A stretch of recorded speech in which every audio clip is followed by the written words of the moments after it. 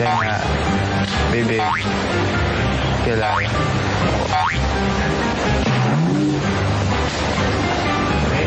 Tama! Maraming salamat. Marami nang natututunan na Tagalog word si Ivan. Ivan, parang gumagaling ka na sa pagtagalog. Kuya, tuturuan ko. Good job, Patrick! May star ka sa akin! Ano yung mga bago mong natutunan? Sige nga, let me hear that. Kalire, finger, kuko, fingernail, hugis, shape, belt, sinturon, unan, pillow.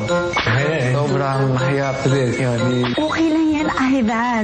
Mahirap man yan, masarap naman pakinggan. Kakilig talaga. Diba, Trisha? Use hugis, kuko, at sinturon in a sentence. Ang aking kuko at sinturon at hugis pareho. Is ano? Thank you for sharing. Alam na namin ngayon. Perfect! Winner! Love it! Yes! Uber sa excitement, Uber sa saya, Uber sa sinturon, sa hugis, sa lahat. Winner! Tapat lang dahil kayo ininunod ng Pinoy Big Brother Teen Clash Uber! Yay! Dako ha! Yan talaga niya, Ivan. Kahit anong sabihin niya, winner! Perfect! O sige, promise talaga. Pag nakita ko si Ivan, ngayon ako, ayoko. Never ko na i-mention yung name ni Ivan. Ayoko na si Ivan talaga makita, okay? Ayoko na si Ivan makita. Grabe! Oh, mabuti pa. Pumunta na tayo sa gagawin natin. Pati kayo, di ko makita eh. Ayan, ito na. Ay, gwapo ni Ivan. Ay, nakikita pa rin. Ito. Ano ba, Ivan? Ba't ba kinahabol mo ako pati dito? Ay, naka-blindfold. Ayan, nakikita natin ang mga nangyayari sa loob ng bahay ni Kuya. Alam niyo ba, maglalaro tayo ng color blind! Pwedeng Ivan blind. Ako, okay, color blind. Nalalaro natin today. At i-explain ko yan. Pagpasok natin sa loob, pupunta na tayo sa ating apartment ni Kuya. Kickers. Ang una niyong hahanapin na kulay sa kusina, idikit sa brown na carpet ang inyong kulay green na parte sa inyong katawan. Okay, so this is what they have to do. Diba naka-blindfold sila? Tapos meron silang isang guide. Kailangan nilang i-touch yung part ng bahay na may ganung color. Kumari, dito sa studio, sabi nila i-touch mo ang wall na part na color blue. Kasi hanapin ko, may mag-guide sa akin, i-guide ako ni Oliver. Ganon. Ay, sino yung naka-blue? Si Patrick. Ang galing ni Patrick. Winner.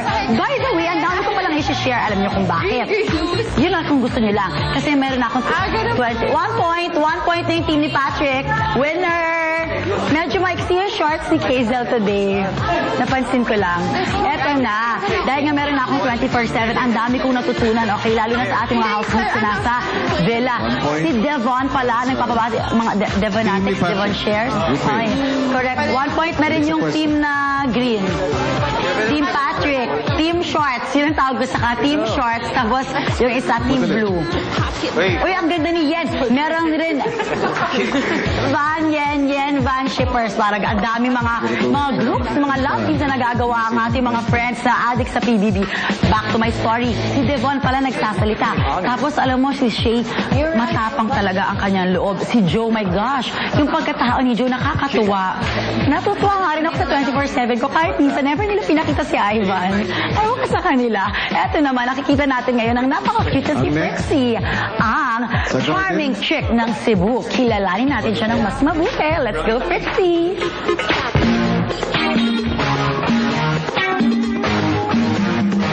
Siya ang tawag sa Cebuanang ito ng kanyang mga kaibigan at kamag-anak. Yan si Trixie Jones Mercede. Maraming hindi kinakain itong si Trixie.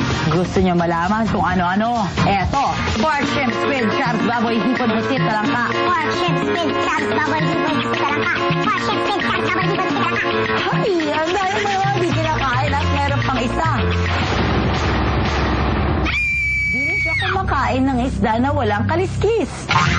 Yan si Trixie, ang housemate na maraming di kinakain. Kahit medyo sa food, ay malapit naman siya sa kanyang magulang, kapatid at mga pinsan. Pareha sila ng hilig ng kapatid niya na si Diana. Kaya sila click na click. Dahil click na click sila, binilahan siya ng camera ng mom at dad niya. Taking pictures kasi ang hobby niya. Kaya, pag nakasalubong mo siya, take a pose! Smile, Fritzy! Ang sexy ni Fritzy! So sexy! Fritzy, sexy! O, diba? Saya-saya talaga. Ngayon, mas kilala na natin si Fritzy. Mahilig pa lang siya kumain at bata lang ka. Inulis. Okay, eto naman. Grabe ang kakulitan ng mga nasa villa. Okay, super duper ultra kulit talaga sila. As in, 1 a.m. kumakain sila ng Nestle Sorbetes si Pokey. Proud na proud ako. Sabi ko, Pokey, alam mo ba yung mga housemates? Kinakain talaga nila yung Nestle Sorbetes. So, sabi niya, ay talaga, tweet ko na yan ngayon.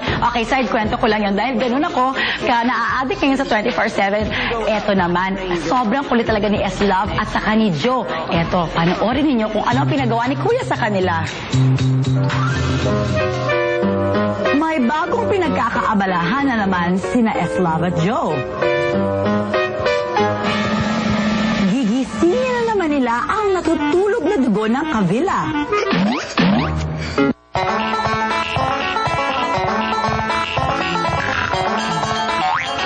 Hi, I'm Joey. Ang swabing kumikera ng Quezon City. Hi, I'm S-Love, the lover girl of Laguna. Thank you. Pumasok kayong dalawa sa confession. Anong masasabi mo, Big Brother? Bakit ganyan ang itsura niyo? Kasi po, ano po eh. Napagtripan po namin.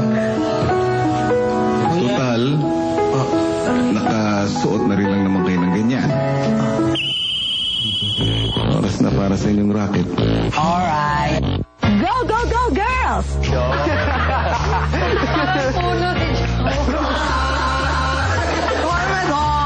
my God!